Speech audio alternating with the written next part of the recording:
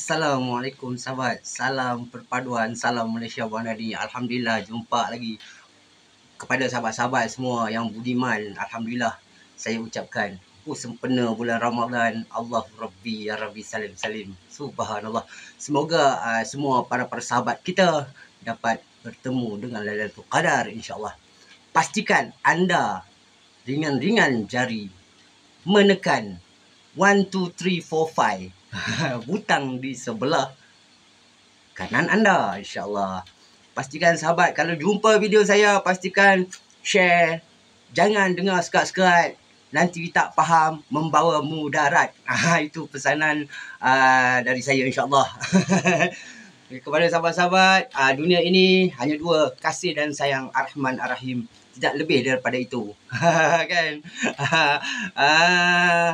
Kasih di dunia, sayang di akhirat. Subhanallah, walhamdulillah, wala ilaha illallah, Allahu akbar. Jumpa lagi. Ciao cengkit. Jangan lupa. Pastikan 1 2 3 4 5 ataupun 1 2 3 4 5 butang di sebelah kanan anda. Tekan. Jika bertemu dengan video saya dan video sahabat-sahabat yang lain, insya-Allah. Terbaik sahabat saya lagi sekali sebelum saya lupa. Sahabat saya meninggal di bulan Ramadan insya-Allah. Alhamdulillah. Semoga syurga miliknya. Keampunan dah tentu dapat. Allah tu kan Maha Pengasih, Maha Penyayang. Subhanallah. Tapi jangan buat dosa fitnah. Buat dosa fitnah bahaya dunia sampai akhirat. Beringat kepada semua sahabat. Beringat.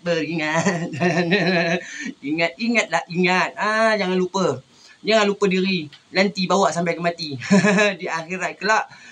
Pasti tak terbukti yang kita bersalah, mampus. Okeylah sahabat, sempoi janji 5 butang di sebelah sebelah kanan anda tekan. Nak komen tak kisah, hampa nak kata apa pun katalah kan. Tapi yang baik-baik belaka. Pastikan komen anda membawa berkat di dunia sampai akhirat.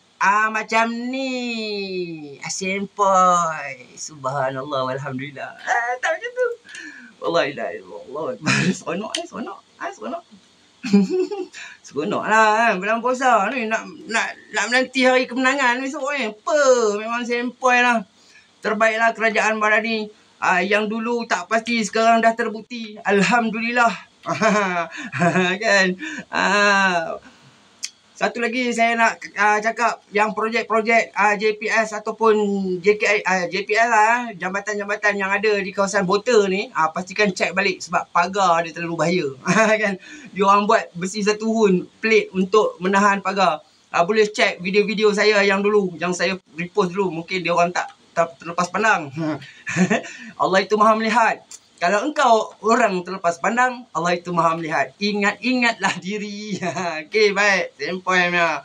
Apapun di bulan Ramadan ini, saya macam mana juga dengan rendah diri hati ni, saya mohon maaf jika ada terkasar bahasa, terlancang kata, lancang kuning berlayar malam. Okey, kalau ada lancang kata apa semua lebih kurang gua percaya sama lu.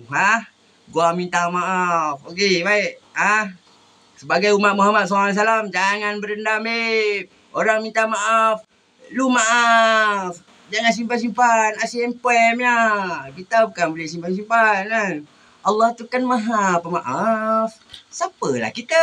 Jadi maafkan jika ada terkasar bahasa, tersalah kata, terlancang lidahmu, pendekar ewa. Okeylah, baik sahabat. Sembang merapu buat apa enggak? Sembang biar faedah. Biar membawa berkat dunia akhirat insya-Allah. Terbaik sahabat. Assalamualaikum. Ciao cengkit. Jumpa lagi. Kasih sayang satu dunia. Sempoi. Alhamdulillah.